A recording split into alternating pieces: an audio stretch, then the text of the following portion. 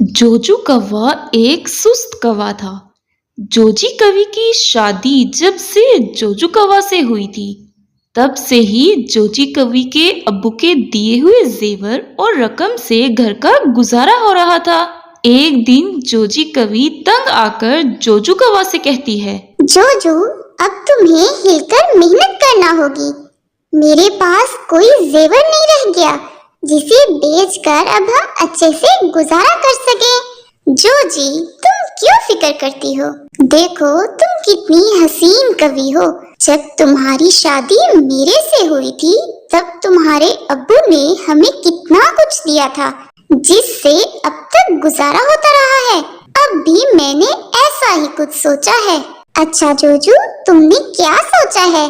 मुझे भी तो बताओ। मेरी बात पहले सुन लेना। जोजी, गुस्सा ना करने लग जाना। देखो, अगर मैं तुम्हारी तरह किसी अमीर पंछी से शादी कर लूं, तो फिर हमारे दिन अच्छे गुजर जाएंगे और हम ऐसे ही सुकून से खाया पिया करेंगे। अगर मैंने काम भी किया तो मैं इतना नहीं कमा सकूंगा कि तुम्हें आराम दे सकूं, और तुम्हें भी तो फिर घर का सारा काम करना पड़ा करेगा।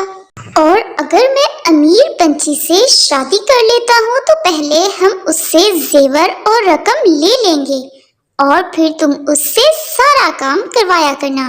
इस तरह तुम्हें भी फायदा हो जाएगा। मुफ्त में काम वाली नौकरानी मिल जाएगी। जोजी कवि ये सुनकर खुश हो जाती है और जोजू से कहती है, जोजू, वैसे तुम्हारा आइडिया तो बहुत अच्छा है। हाँ, ये ठीक रहेगा और मुझे भी आसानी हो जाया करेगी। डेजी चिड़िया और निक चिड़ा का घर भी जोजू कौवा और जोजी कवि के घर के साथ ही था। एक दिन डेजी चिड़िया निक चिड़ा से कहने लगी, निक, जब से हम यहाँ आए हैं, मैंने जोजू कौवा को काम करते नहीं देखा। समझ नहीं आता कि वो गुजारा कैसे कर लेते हैं। यहाँ आप इतनी मेहनत करते हो। निक चिड़ा डेजी चिड़िया से कहता है, डेजी, जब जोजू की शादी हुई थी, तब जोजी अपने साथ बहुत कुछ लाई थी, जिसकी वजह से जोजू सिर्फ बैठ कर खाता है। जोजी कवि और डेजी चिड़िया आपस में दोस्त भी थी, तो कभी कभार बैठकर बातें कर लिया करती। एक दिन डेजी और जोजी बैठकर बातें कर रहे थे। डेजी चिड़िया जोजी कवि से कहने लगी, जोजी, हमने भी अपना सब्जी स्टॉल लगा लिया है। आपको जब भी सब्जी लेनी हो तो मुझे बता दिया करना, मैं आपके घर पहुंचा दिया करूंगी। अब मैं और निक चिड़ा एक साथ ही काम किया करेंगे। हम अपना कारोबार संभालेंगे ताकि हम तरक्की कर सकें। जोजी कवि ये सुनकर काफी हैरान होती है और फिर जल्दी से जोजू कौवा को बताती है, जोजू, तुम्हें जल्द शादी करनी होगी। निक चिड़ा ने अपना कारोबार शुरू कर लिया है और वो भी अनकरीब अमीर होने वाले हैं। जोजू कौवा अपने अमीर होने के लिए रिश्ते की तलाश शुरू कर देता है। जोजू कौवा पेड़ पर बैठा होता है कि उसकी नजर नीचे एक खूबसूरत रीनी तोती पर पड़ती है। जोजू रीनी को देखकर खुश हो जाता है और सोचता है, वाह जी, लगता है यही मेरी किस्मत बदलेगी। क्या खूबसूरत पंछी है और अमीर आसामी है। फिर जोजू रीनी तोती के पास आता है। खूबसूरत तोती, तुम कितनी हसीन हो, लेकिन तुम यहाँ उदास क्यों बैठी हो? क्या मैं तुम्हारी कोई मदद कर सकता हूँ? शुक्रिया शुक्रिया हैंडसम कौवे, मुझे रीनी बुलाते हैं।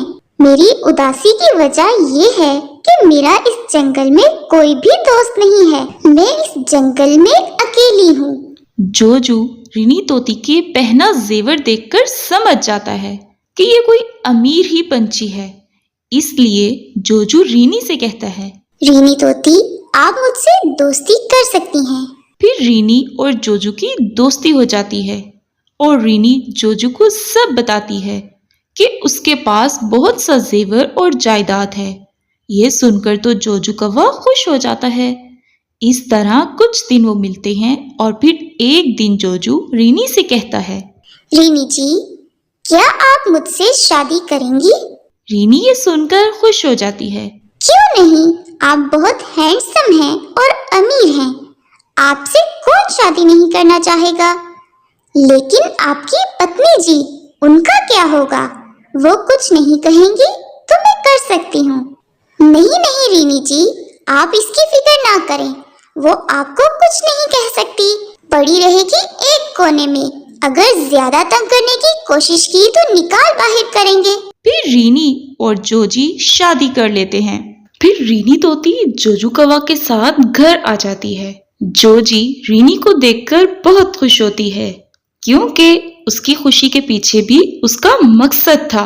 रीनी तोती जोजी से कहती है, बहन, आपको मेरी वजह से परेशान होने की जरूरत नहीं। मेरी तरफ से आपको कोई शिकायत नहीं होगी। जोजी कवि वहां से आ जाती है और सोचती है, मुझे और इसकी वजह से परेशानी। बेचारी खुद नहीं जानती कि मैं इसके साथ क्या करने वाली हूँ। 2 दिन बाद रीनी तोती जोजू से कहती है, जोजू, मेरा बहुत खूबसूरत घर है, क्यों ना हम उस घर में रहें और इस घर को बेच देते हैं। जोजू कौवा और जोजी कवि की खुशी की कोई इंतहा नहीं थी। उनकी तो सबसे बड़ी ख्वाहिश पूरी हो गई थी। जोजू जल्दी से रीनी से कहता है, क्यों नहीं रीनी जी, अगर आप ऐसा चाहती हैं तो हमें जरूर जाना चाहिए। फिर जोजू कौवा कैरी तोता को अपना घर बेच देता है। अब वो रीनी के खूबसूरत से घर में चले जाते हैं। रीनी तोती अपने घर ले जाने के बाद जोजू कौवा और जोजी कवि से कहती है, पति जी और जोजी बहन, ये घर आपका हुआ। आप इस घर के अब मालिक हैं। अब आपने यहीं रहना है। मैं कल ही पति जी ये घर आपके नाम कर दूंगी। जोजी कवि ये सब सुनकर बहुत हैरान होती है कि रीनी तोती बहुत ही मासूम और अच्छे दिल की है, लेकिन वो भी नहीं जानते थे कि उनके साथ रीनी ने कौन सी चाल चली है। कुछ ही देर में घर के बाहर शेर के दहाड़ने की आवाज आती है। जोजू जोजी जब देखते हैं तो काफी खौफजदा हो जाते हैं और रीनी से पूछने लगते हैं कि क्या देखते हैं। वहां रीनी तोती थी ही नहीं। रीनी की जगह एक खतरनाक गिद्धनी बैठी थी। अरे बच्चा लोग, घबराने की जरूरत नहीं। तुम मुझे नहीं जानते, लेकिन मैं तुम्हें जानती हूँ। जोजू कौवा और जोजी कवि, ठीक पहचाना ना मैंने? दोनों काफी परेशान हो जाते हैं। आप हमें कैसे जानती हैं? और रीनी कहाँ गई? सब बताती हूँ, सब बताती हूँ। फिर टमी किड बताती है, जोजू कौवा, तुम भूल गए हो, मैं तुम्हें याद दिलाती हूँ। याद करो प्यारी सी तितली चिड़िया को। तुमने ऐसा ही खेल तितली चिड़िया मेरी दोस्त के साथ खेला था, जो खेल रीनी ने मेरे कहने पर तुम्हारे साथ खेला। जोजू को याद आता है, हाँ, उसने तो जोजी से शादी से भी पहले तितली चिड़िया से शादी की थी और उसकी जायदाद और जेवर लेकर उसे घर से निकाल दिया था। जब ये बात जोजी को मालूम हुई, उसे शदीद दुख हुआ कि जोजू ने उसे भी ना बताकर धोखा दिया है। टमी किड जोजू से कहती है, तुम्हें नया घर मुबारक हो। अब तुम इस घर में कैद रहोगे। यहाँ से निकलने की कोशिश भी की अगर तुमने, तो याद रखना, बाहर शिकारी शेर शिकार का ही मुंतजिर है। अब तुम्हें यहीं रहकर काम करना होगा, ताकि तुम्हें भी तो काम की आदत हो। जोजू और जोजी को उनकी लालच की सजा मिल चुकी थी। वो बहुत बुरी तरह फंस चुके थे। जब ये बात डेजी चिड़िया और निक चिड़ा तक पहुंची, तो निक चिड़ा डेजी से कहने लगा, डेजी, जोजू और जोजी को उनके लालच और धोखे की सजा मिलनी ही थी, क्योंकि उन्होंने किसी के साथ बुरा किया तो उनके साथ बुरा क्यों नहीं होना था। फिर डेजी निक से कहती है, हाँ निक, तुमने ठीक कहा। लालच और धोखे की सजा तो उन दोनों को जरूर मिलनी चाहिए थी। इसीलिए हमें कभी भी किसी के साथ बुरा नहीं करना चाहिए।